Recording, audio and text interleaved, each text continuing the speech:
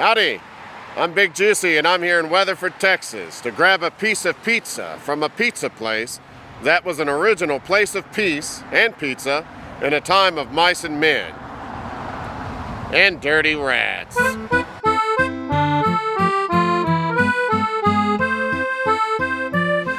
In 1967, retired Colonel Jim Yore and his wife Pat moved to Stephenville, Texas, with a dream of opening a hamburger joint that sold pizza on the side.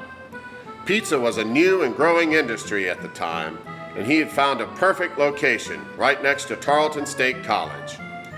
Surprisingly, the pizza business took off so fast he had to shut down for 3 days to regroup and rethink his business model. Yore perfected his wife's family recipes that came from Italy. The pizza dough rises twice and is rolled and treated with a process called docking to bring out a better crust texture. The sauce is tangy and made from scratch. The cheese is provolone, which is high quality and has a distinct texture and flavor.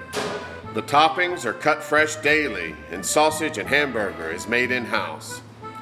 Yore opened back up as the pizza place, and he knew he had a winner.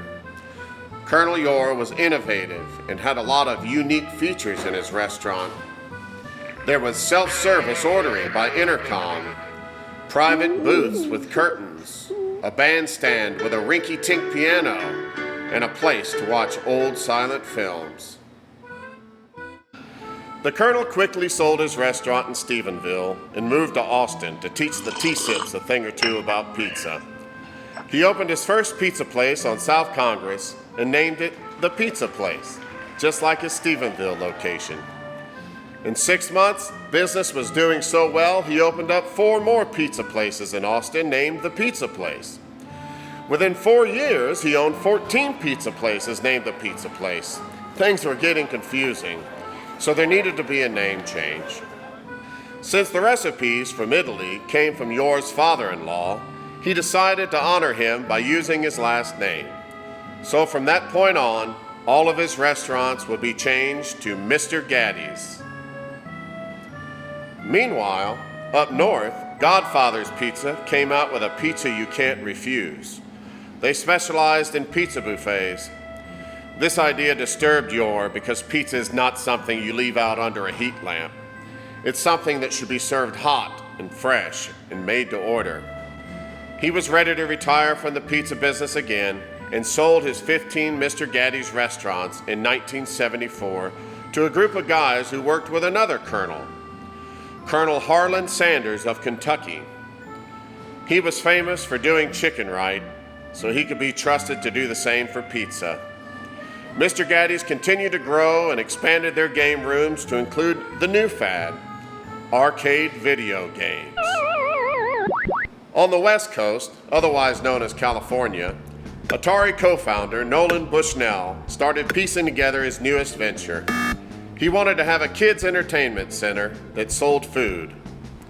The food he chose was pizza, not because he had gourmet Italian recipes, but, and I quote, "I chose pizza because of the wait time and the build schedule. Very few components and not too many ways to screw it up." Sounds like someone who hates pizza.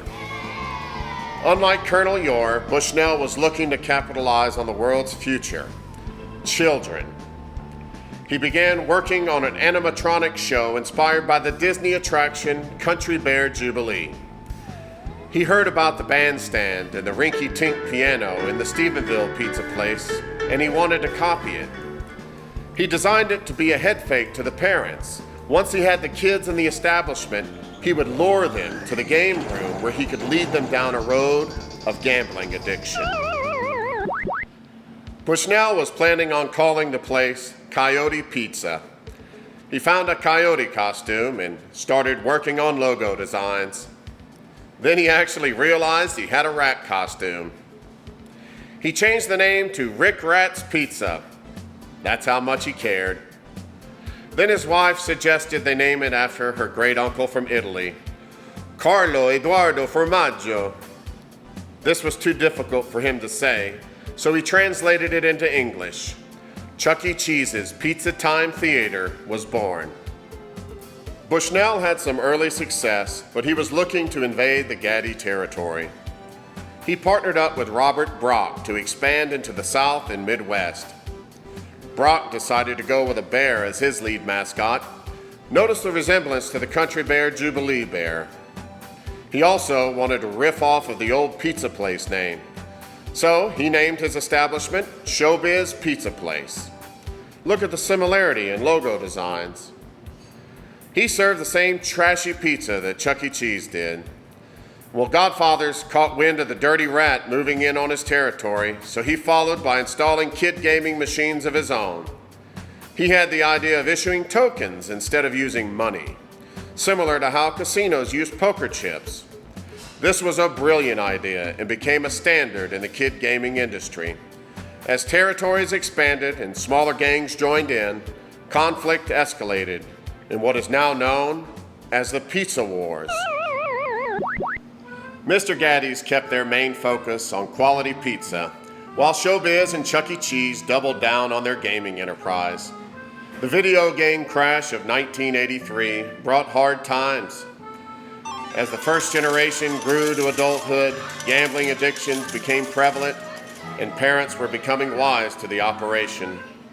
Chuck E. Cheese went bankrupt and was bought out by SHOWBIZ. By the mid-1990s, all SHOWBIZ locations were rebranded as Chuck E. Cheese restaurants. You know, that's how these guys work. You whack your competition and then take over their family. They even turned Chuck E. Cheese from a rat into a mouse. But once a rat, always a rat. So pressure kept coming from the anti-gambling establishment. This pushed the families to go legit. They swapped their gaming tokens for gaming cards, which resembled credit cards. In just a few years, they could be cashing in on college students, programmed to swipe for anything they wanted. And what do they offer these college-age teens to fill out a credit card application? That's right, a free pizza. But don't you want to experience what it's like to have a pizza that's made with care? From the same recipes Mr. Gaddy brought over from the old country, where the dough is risen twice and docked to bring out better crust texture. Well, you're in luck. After Colonel Yore sold the Stephenville franchise, it branched out into multiple locations. The original location in Stephenville is torn down now, and the pizza is now being sold inside another local restaurant. In fact, the only one left is the pizza place here in Weatherford. Here, you can still get the sampler, just like at Mr. Gaddy's. And just like the Colonel's Mr. Gaddy's, they use a tangy sauce made from scratch, provolone cheese grated fresh every day, sausage and hamburger made in-house, and all of your other favorite toppings. The one thing you won't find here is video games, gaming tokens, or gaming cards. The arcade was purged out some time ago. Good riddance. One thing you can still see, though, is an intercom system, a bandstand that used to hold a rinky-tink piano, and a hole in the wall where a projector lens used to shine silent films onto a silver screen.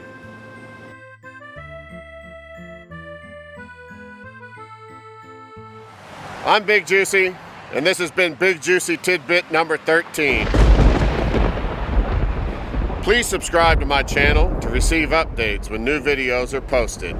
Also, visit my website at bigjuicytidbits.com to see additional content for each video. Remember, some people make history and some people make up history. Until next time, keep it juicy.